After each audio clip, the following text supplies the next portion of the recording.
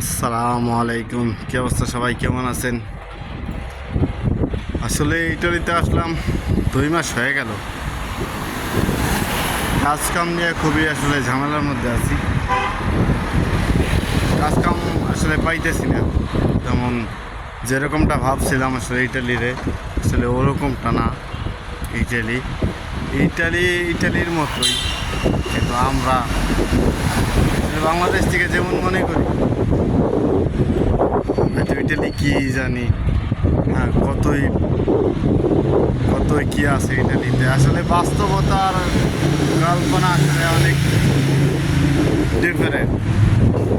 আপনি যখন ইটালিতে কাজ খুঁজতে আসবেন, যখন আপনার ভাই ব্রাদার বন্ধু বান্ধব থাকবে, তখন আপনার জন্য কাজটা ইজি হয়ে যাবে। আর যখন আমার মতো কেউ থাকবে না আপনার, যখন আপনি কাজ ঠিক করতে যাবেন, যখন মানুষকে বলবেন যে ভাই একটা কাজ ঠিক করে দেন, তখন তারা এমনভাবে বলবে মনে হয় যে এই যে এখনই আপনার কাজটা ঠিক হয়ে গেছে, অথবা কালকের মধ্যেই 2 দিনের মধ্যে আপনার কাজ ঠিক হয়ে যাবে। কিন্তু আসলে ওরকমটা না। কাজ কাম মানুষ শুধু বলেই মুখ দিয়ে ঠিক করে দেবো, এই দিতেছি ভাই, দেখতেছি। আসলে এটা আপনার শোনানোর জন্যই বলে।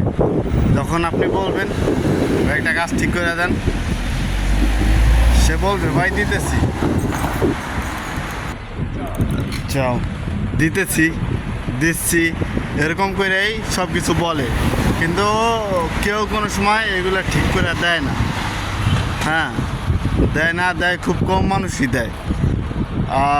তারপর আপনারা মনে করেন এমনভাবে বলবে আপনি তো খুশি, আপনি রুমে শুয়ে রয়েছেন। ইটালিতে আসলে কারো হেল্প ছাড়া, কারো ছাড়া কাজ ঠিক হয় না। কাজ ঠিক করা আসলে অনেক কষ্টকর একটা ব্যাপার। যখন আপনি কাজ ঠিক করতে পারবেন, আপনার অনেক কষ্ট হবে কাজ ঠিক করতে। এই যেমন আমি 2 মাস যাবৎ ঘুরতেছি, দোকানে, বাসায়, বাসা বাড়িতে, রেস্টুরেন্টে, বারে, সব জায়গায় ঘুরতেছি কাজের জন্য। সবাই শুধু বলতেছে ভাই কাজ দিব, দেখতেছি কেউ নাম্বার রাখতেছে, হ্যাঁ কেউ নাম্বার রাখতেছে, কেউ আসলে সত্যি কাজ দিতেছে।